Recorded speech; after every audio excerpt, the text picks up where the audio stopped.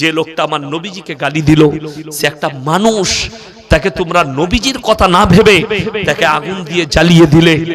শুধু তাই নয়, আমি এক্ষুনি শোনালাম, কোন মানুষ যদি কোন মানুষকে হত্যা করে, আল্লাহ কোরআনে বলেছে গোটা পৃথিবীর মানুষকে হত্যা করলো, হয়তো এই গালি দেওয়ার বদৌলতে আল্লাহ তাকে ঈমান দান করতে পারতেন। এরকম হয়েছে না হয়নি? আপনারা জানেন। হে বাংলাদেশের মানুষ, শুনে রেখে দাও, আমি যাইনি, আমার বক্তব্য শোনো।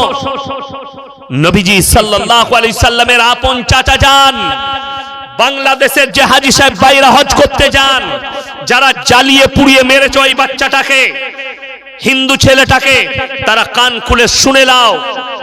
তোমরা হজ করতে গেলে না হলে হাজী সাহেব দিকে জিজ্ঞেস করে নাও, উহুদের প্রান্তরে 70 জন সাহাবীর কবর আছে। সেখানে এমন একজন ব্যক্তির কবর, নবীজির চাচা যান হযরতে আমির হামজা রাদিয়াল্লাহু তাআলা আনহু। যখন যুদ্ধের ময়দানে নবীজির সামনে লাশ আনা হলো হযরতে আমির হামজা রাদিয়াল্লাহু তাআলা আনহু, নবীজি হাঁটুগুলো গেড়ে বসে গেলেন আর কাঁদতে লাগলেন, আমার চাচার সঙ্গে এরকম ব্যবহার কে করেছে? গোটা গলা থেকে কলিজা থটটা বুক চিরে বার করে চিবিয়ে খেয়ে নিয়েছে। নবীজি কাঁদলেন আর বললেন, হে আমার সাহাবীরা, আমার চাচার হাল এরকম কে করলো?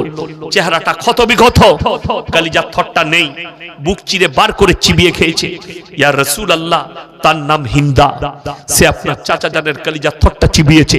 যেদিনে নবীজি মক্কা বিজয় করেছেন আর সাহাবীরা বললেন আজকে বদলা নেব, নবীজি বললেন আজকে বদলা লিবার দিন নয়, আমি মুহাম্মদ আল্লাহর নবী, আমি দয়া করতে জানি, মায়া করতে জানি, ক্ষমা করতে জানি, আমি বদলা নিতে জানি না। বলুন সুবহানাল্লাহ। দলে দলে বেঈমান কাফেররা যখন ঈমান আনছেন, সেই দলের ভেতরে নিজের মুখটাকে লুকিয়ে আসছে হিন্দা। নবীজি বুঝতে পারলেন, মেম্বার থেকে দাঁড়িয়ে গেলেন আর বললেন, হে হিন্দা, বলো লা ইলাহা ইল্লাল্লাহ মুহাম্মাদুর রাসূলুল্লাহ, কলমাটা পড়ে নাও। আমি আল্লাহর নবী, দয়ার নবী, আমি ক্ষমা করতে জানি, দয়া করতে জানি, বদলা নিতে জানি না। নবীজি তার চেহারার দিকে তাকিয়ে কাঁদতে লাগলেন আর বললেন, হে হিন্দা, তুমি আজকে কলমা পড়েছো, আমি আল্লাহর নবী ক্ষমা করেছি, আল্লাহ তোমাকে ক্ষমা করেছে, কিন্তু যতদিন তুমি বেঁচে থাকবে আমার চোখের সামনে এসো না। তোমার চেহারা দেখলে আমার চাচা জানের কথা মনে পড়ে যাচ্ছে। তুমি আমার চাচা জানের কলিজা থট্টা বার করে চিবিয়ে খেয়েছো। নবীজি ক্ষমা করেছেন হিন্দাকে। নবীজি যদি চাইতেন তাকে টুকরো টুকরো করে দিতে পারতেন। শক্তি তখন নবীজির হাতে।